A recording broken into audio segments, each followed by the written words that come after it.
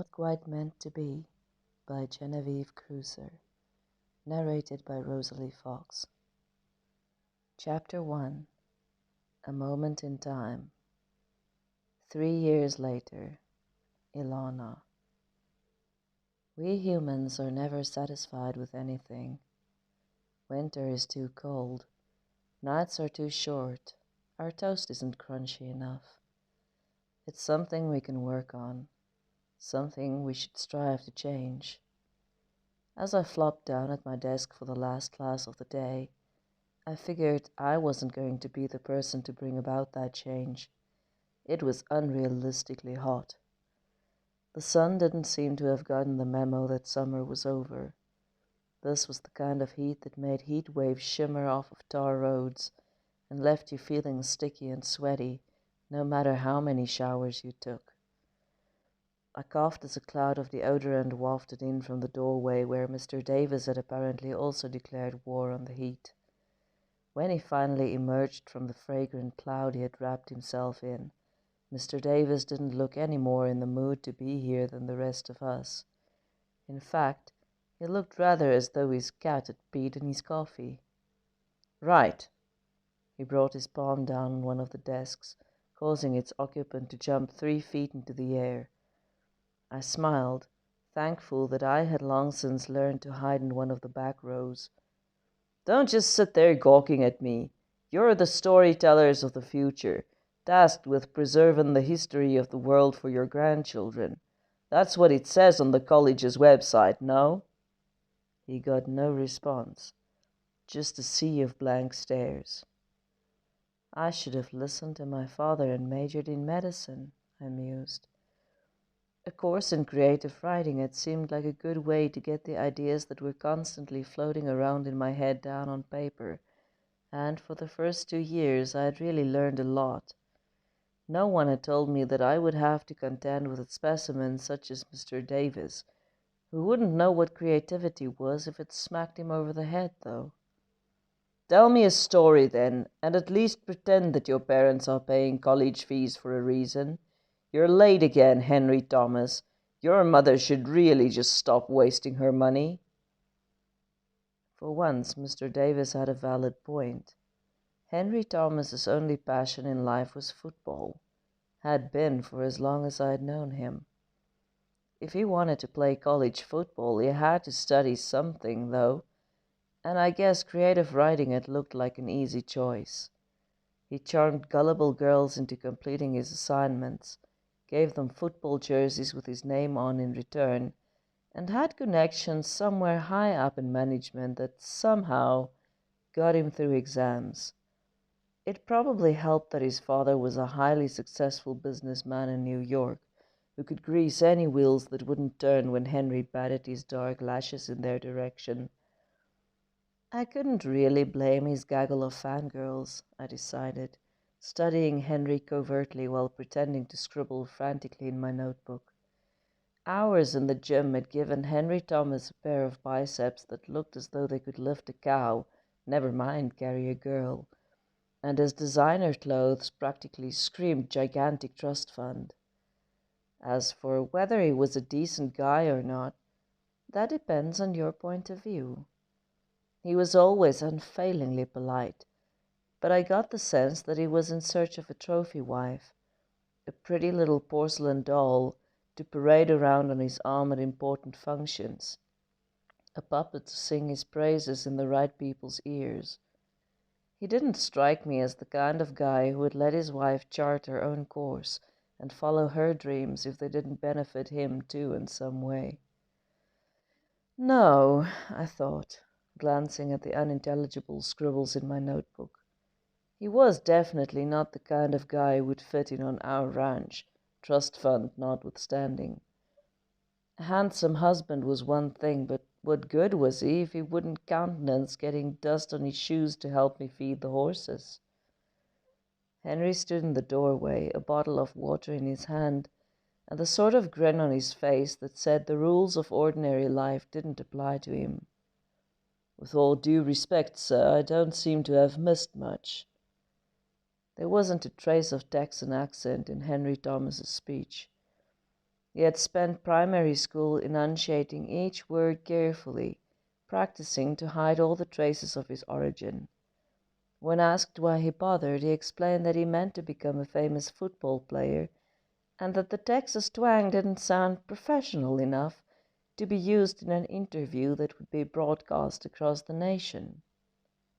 "Aren't you going to apologize or at least think up some excuse?"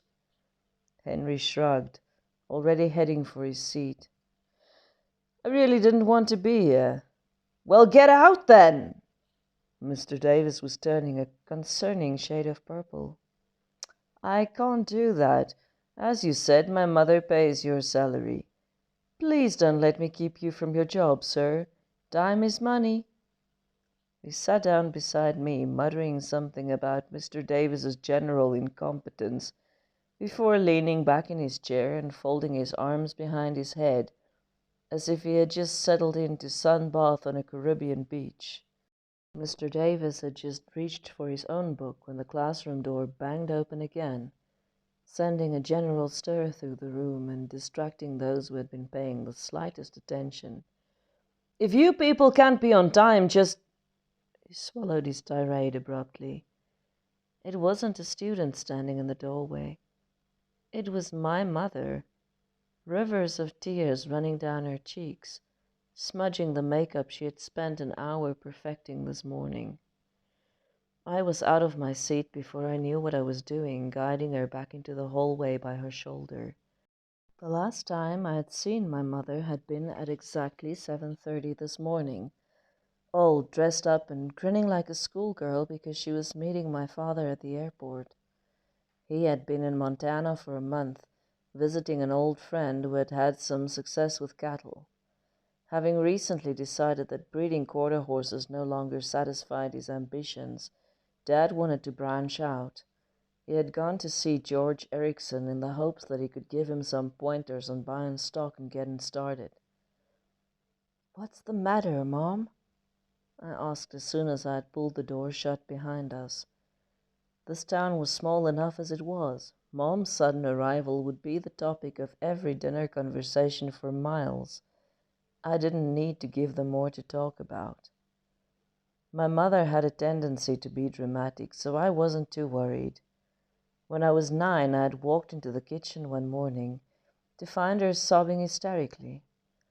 Terrified that someone had died, I had sat her down, comforted and coaxed, all the while preparing for the worst. It took her 10 minutes to get out that the flowers Dad had bought her for their anniversary had died. "It's your father," she spluttered, gulping down another flood of tears. "Is he all right?" Despite myself, a stone of dread settled in the pit of my stomach and refused to be dislodged. "I met him at the airport." She dug a tissue from her handbag and blew her nose so loudly that I feared the horses back at the ranch had heard it. "He gave me this." She shoved a stack of papers into my hand. "He's filing for divorce?" I asked incredulously, rereading the document. "Did you guys have a fight or something?" Mom's eyes filled with tears again. "No. He says he met someone else. She's his match, he says. They're getting married as soon as this." She gestured frantically at the document that I still clutched like a lifeline. "Is over." And with that, my mother fell into my arms and sobbed her heart out. She was shaking from head to toe, I realized as I held her, murmuring soothing nothings in an attempt to steady her. "We'll go home and figure something out," I said after a minute when she was trembling slightly less.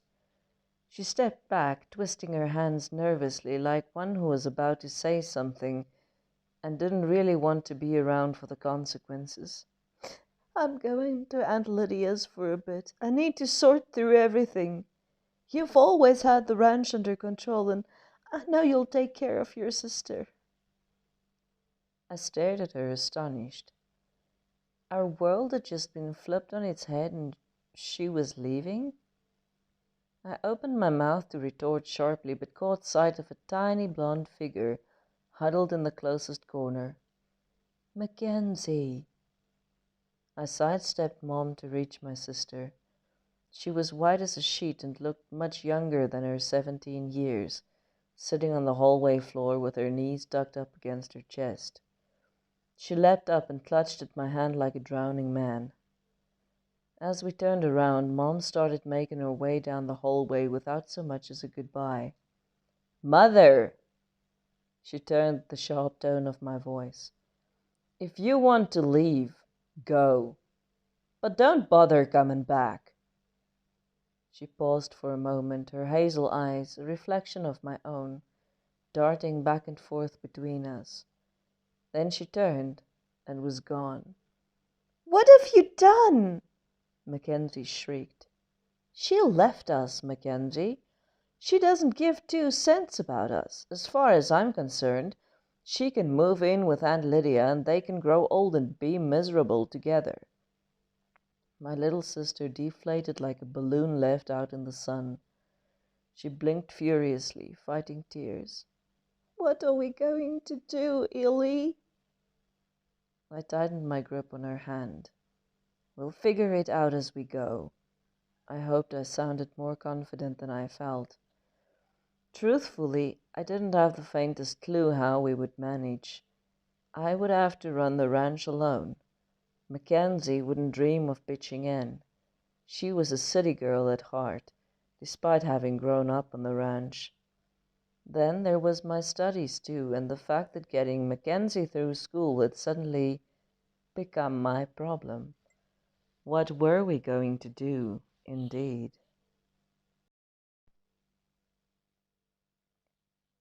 I came in from the evening feed and watering round to find Mackenzie parading in front of the kitchen window in heels thinner than my pinky and higher than most of my classmates' IQ scores. What are you doing? She jumped, looking for all the world as if I had caught her stealing a loaf of bread. Preparing for tomorrow night's date. I've never worn these shoes, but they'd go so well with my red mini dress. For heaven's sake, Mackenzie, have you lost your mind? Well, I'm sorry if you expected me to mope about because Mom abandoned us. I have a life, you know. The fragile, shattered young girl she had been only 2 hours before had vanished without a trace. In her place was the defiant teenager who had turned her hurt feelings into a shield and apparently decided she would show the world that the loss of her mother wouldn't stand in her way. I wanted to throw something. That, or scream and beat my head against a wall. This morning, my biggest concern had been bringing the mares with foals up into the bigger pasture and passing my next exam. I could handle ranch duties and schoolwork. I didn't have a clue what to do with a rebellious teenager. You're not going on a date wearing a mini dress. You aren't my mother. Yeah, well, no one else is vying for the position. Her face fell and I could kick myself. I'm sorry, I didn't mean that. It's just, if you're going out with a guy, he should want to go out with you for who you are, not because you're wearing a skimpy outfit. This sounds like my kind of conversation. Mackenzie nearly toppled over, and I had my pistol in my hand before I had even given it a thought. Steady there, kitten, Colton Johnson drawled, his signature cocky grin dancing across his lips. A come in peace. He carried a glass dish in one arm, and the smell emanating from it had my stomach growling, reminding me that neither Mackenzie nor I had eaten anything since breakfast. The Johnsons were our closest neighbors, living on a ranch about 8 miles away as the crow flies. I had known them all my life. Colton and I had gone to school together, exchanged pleasantries when we bumped into each other in the grocery store, and our families had even barbecued together a number of times over the years. Despite having grown up side by side, we weren't what I would call close friends. I knew that Colton drank 2.5 teaspoons of sugar in his coffee, that he would rather wrestle a mountain lion than eat a bite of broccoli, and that he had broken his arm when he was 7 after being thrown by one of their hand-reared calves. The calf had apparently taken offense at Colton insisting on sticking a snaffle in his mouth and riding him around the yard like some circus pony, and had promptly deposited him in the dirt. I also knew that he preferred Pepsi over Coke, that he thought Batman was the best superhero, and that his Appaloosa mare, Ribbons and Roses, was the sole keeper of his heart. Should you ask me, though, what his favorite song was, or what he'd wish for if he ever found a genie in a bottle, I wouldn't be able to tell you. We studied at the same college, but he was pursuing a degree in animal science with the aim of applying to vet school upon graduation, so we hardly ever bumped into each other on campus. The fact that he was here with dinner now meant only one thing. His mother had sent him on an errand, which meant news of our crumbling family had already traveled as far as the Johnson ranch at least. The thought of everyone discussing my parents' failed marriage, shaking their heads in sympathy at the poor Anderson girls, left behind to fend for themselves, pissed me off no end. Consequently, I felt less than charitable towards Colton, and spoke more sharply than was perhaps acceptable, given that his mother had saved me from thinking up something to cook, and the mountain of dishes that would generate. "Didn't anyone teach you to knock, Johnson?" I reluctantly holstered my gun. It would have served him right if I had shot him. "If you don't want visitors, you might think about locking your door, or at least closing it. Anyway, my mother sent me on a mission." He set the dish on the counter, raising his empty hands as if saying he really wasn't at fault here. I had fed the horses, the barn cat, and even Mom's bloody collection of birds that religiously gathered on the front lawn twice a day like children at a soup kitchen. But the thought that Mackenzie and I needed to eat as well hadn't yet crossed my mind. The fact that Jamie had known it wouldn't infuriated me even more. I didn't like to think I was so obviously incompetent as an older sister. "I'm starving," Mackenzie declared, descending on the pasta bake like a vulture. "You could have made dinner too, you know," I snapped. "I'm glad she didn't," Colton interjected just as flames started pouring out of Mackenzie's ears. "Mom's always happy if she can feed someone extra. She cooks for an army." "You and the twins probably eat like an army," Mackenzie mumbled through a mouthful of food, and I smiled despite myself. He grinned good-naturedly. "I can't say you're wrong there. I'd better get going, though. I have a date." "Another one?" Mackenzie questioned. "I've got a reputation to uphold." Colton deepened his dimples at her, causing my little sister to wobble precariously on her high heels. He was right, but that hadn't always been the case. There was a time just over 3 years ago when Colton Johnson only had one steady girlfriend. He thought Bernadette was sunshine itself, and everyone who knew them thought he was going to marry her for sure. Something must have gone terribly wrong the summer after our senior year, however, because when we started college, Bernadette was on a different guy's arm, and Colton Johnson had acquired a collection of buckle bunnies. He had had no trouble gathering them, by all accounts. With eyes that were somewhere between blue and green, the perfect shade to drown in if you listened to his fangirls, dimples that turned any girl with functional estrogen levels knees to jelly, broad shoulders that looked as though they could carry the weight of the world, and muscles shaped by years of ranch work, he was an immediate attraction. Colton looked as if he belonged on the cover of some glossy magazine, modeling Wrangler's jeans, and he knew it. I'd always been curious about what had happened between him and Bernadette, but hadn't felt it my place to ask. "I'll walk you out," I offered in an attempt to be social. "Please tell your mom we really appreciate her making dinner." He nodded and waved a cheery goodbye to Mackenzie. She sank onto one of the chairs at the counter, grinning as if she had just won the lottery. When we reached the door, Colton paused and turned to face me. All traces of humor had left his expression, and his eyes held genuine concern. "How are you holding up?" I flinched. I couldn't deal with gentle concern right now. I might just end up confessing that I didn't have a clue what I was supposed to do and turn into a blubbering mess like my mother. "We're fine, thank you." I kept my tone polite, but firm enough to discourage any further questions. Colton patted my shoulder awkwardly. "Let me know if I can help in any way." I nodded and smiled, and he turned away, but spun back suddenly. Little devils danced in his eyes, and I made to shut the door, but he blocked it with his boot. "Who was the skimpy outfit for, anyway?"